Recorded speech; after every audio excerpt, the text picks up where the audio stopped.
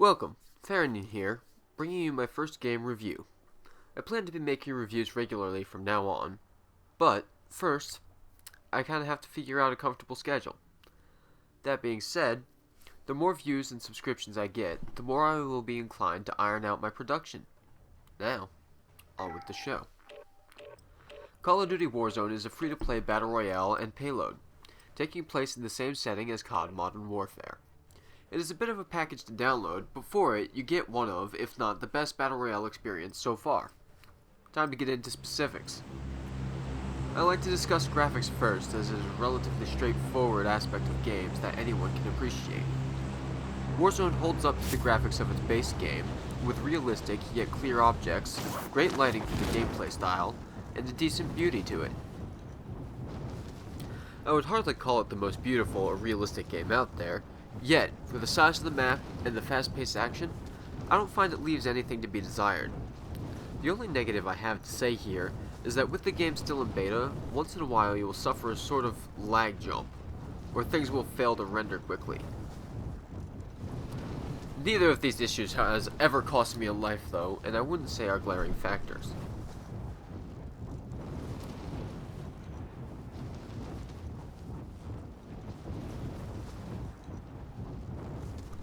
Now, let's talk about audio. The first thing you will notice jumping into a game of Warzone is that the intro cutscene to each map where you are inside the plane is deafening. Honestly, if you don't have a volume control on your headset, take it off for this part. The gunfire itself can also be quite loud, and I find that it lies about direction on occasion. It will seem to come from too far to one side or be much closer than it actually is. The one place that the game does sound perfectly though is footsteps. While a little louder than it is realistic, I can pinpoint enemies on the other side of walls by listening to their movement. Overall, audio needs a bit of balancing, but it serves its purpose.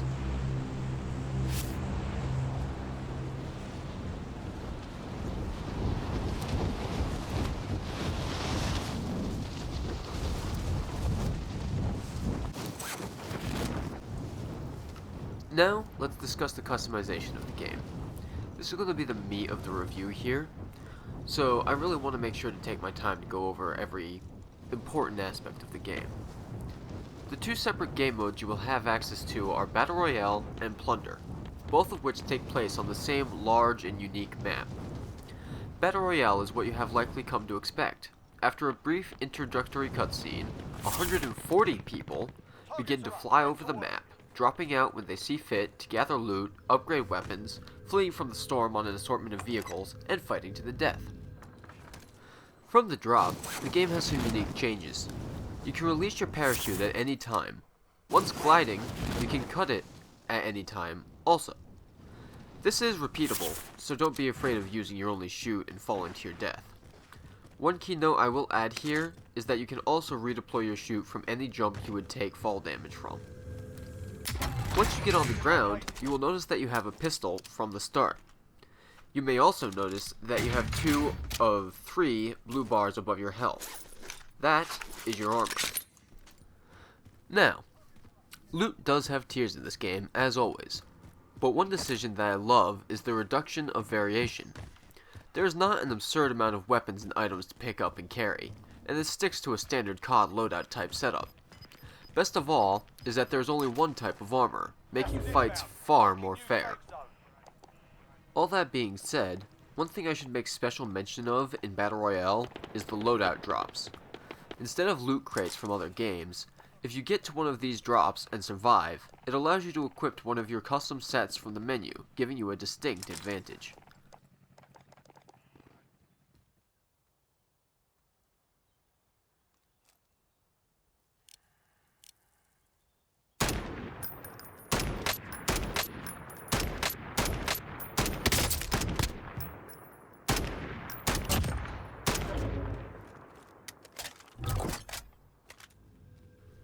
The last thing to talk about with Battle Royale is the Gulag. The first time you die, at least in solos, I have not actually tested it in squads yet, you become a prisoner of war and are sent to the Gulag. Once there, you wait for the next person in the game to die. When 2 people are in the Gulag, You are set in a miniature arena with a random loadout and must kill the other player. If you succeed, you get dropped back in the map with your pistol.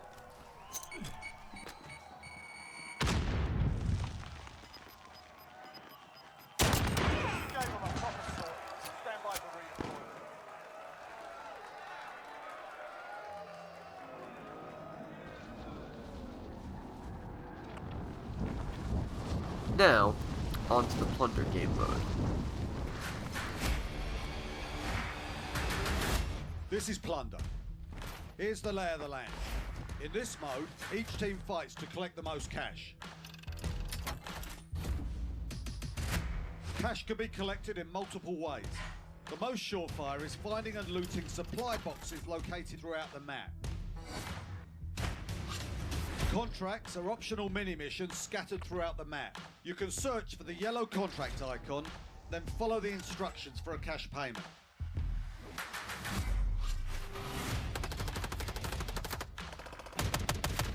When a player dies, they drop cash. A high-risk, high-reward strategy is to take out the players carrying the most cash. High-value targets are specially marked on the map. But be advised, when you die, you drop cash too.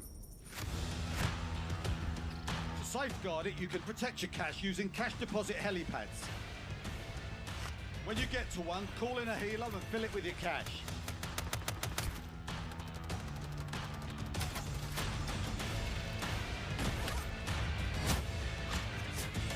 You can also protect your cash using cash deposit balloons found in supply boxes or purchased from buy stations located throughout the map. These are the essentials of plunder. Now get in there and get some.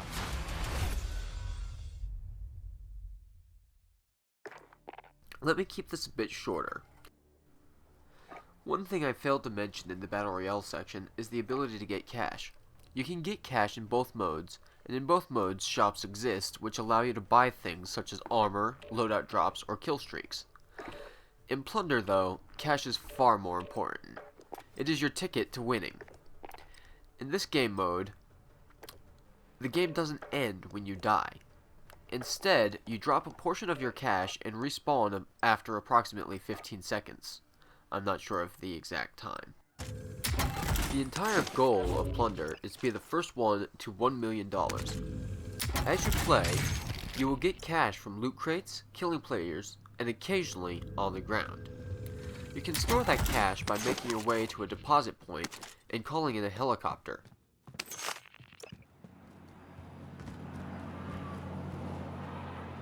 But be careful, it takes a while for the chopper to arrive, and that is pretty much the game.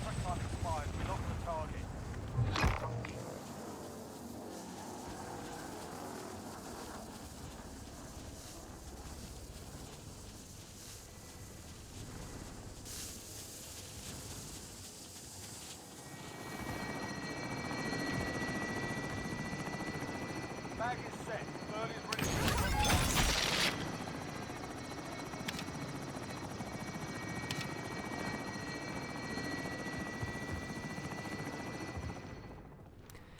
Now, as for the replayability of this game, it is the nature of these games to be played endlessly.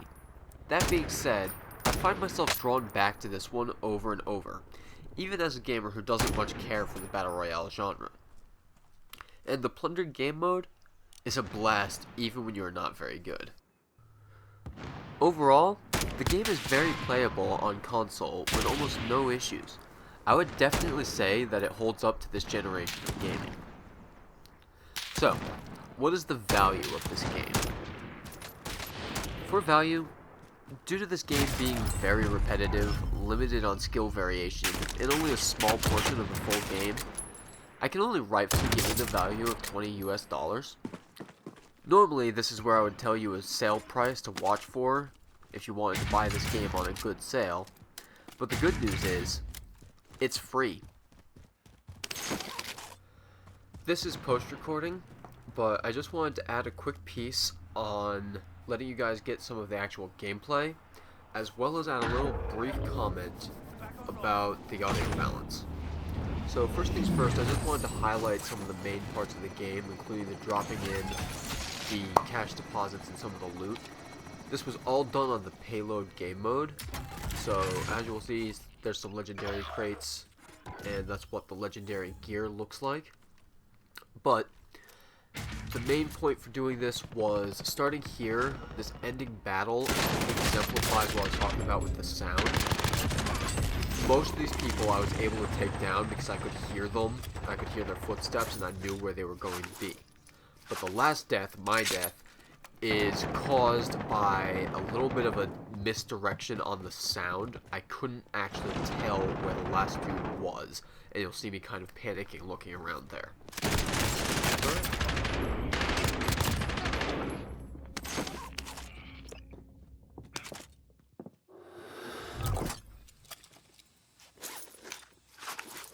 Enemy team is hunting you. Stay alert. Enemy soldiers.